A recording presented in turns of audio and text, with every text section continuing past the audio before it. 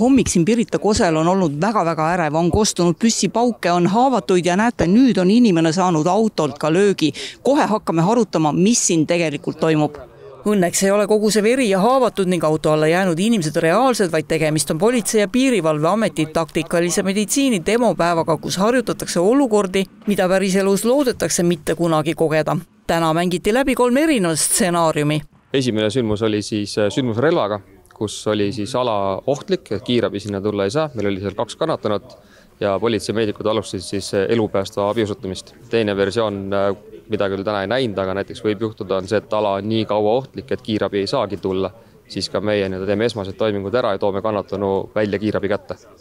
Teine sündmus oli siis liiklusõnnetus kohas, kus kiirabi kohale jõudmine võtab aega ja meie siin mängisime läbi, et umbes 20 minutit ja siis politseimeedikud said kõik oma tegevused ära teha siis kiirabi saabumiseni. Ja 3. sündmus oli siis elustamine, kus patrull tuli sündmusele seotud hoopis teistsuguse kutsega, aga kutse kohale jõudes ilmnes, et inimene on olnud surma ja siis hakkasid elustama. No me tegelikult tavaliselt ei eelda, et politsei võiks hakata ka meie elu päästma, aga kui suur see meditsiiniline võimekus teil üldse on täna? Täna on meil hetkel 93 inimest. Tahaks liikuda seal 140 poole. Hea on, kui oleks ka tulevikus ülekatteid olemas. Kaua see aega võtab, võimalikult 5 aastat, aga kõik see sõltub sellest, kuidas finantseeringut saame ja nii edasi. Tavaline patrullpolitseinik, kel ei ole meditsiinilist eriharidust. Tema oskab verejooksu peatada, oskab elustada, ta oskab tegelikult kannatanud samamoodi üle vaadata nagu politseimeedik on. Aga lihtsalt tema oskuste pagas on väiksem ja tema teebki oma võimaluste piires. Politseimeedikul, kes on õppinud aasta aega, näiteks erakorralise meditsiinitehnikuks või siis kaitseväe parameedik, kes on õppinud 400 tundi, temal on oskusi rohkem, teadmisi natuke rohkem. Aga mis on probleem täna? Probleem on see, et kõiki neid teadmisi me ei saa rakendada, sest meil ei ole seadusandlikult väga selgelt paigas see, et mis on need piirid.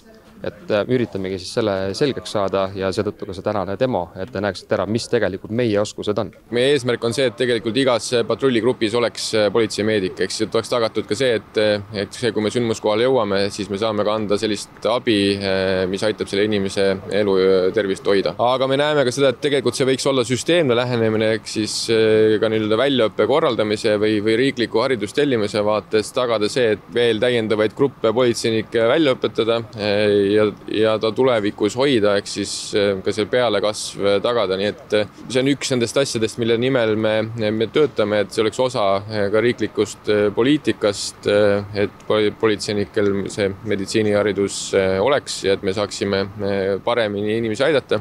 Politsei teeb oma osa ära kõige kriitilisemal hetkel, sündmuse esimestel minutitel. Edasi võtab teatepulga üle tervishoiusüsteem, kuid koostöö sujuvus võib otsustada, kas inimene jääb ellu või mitte.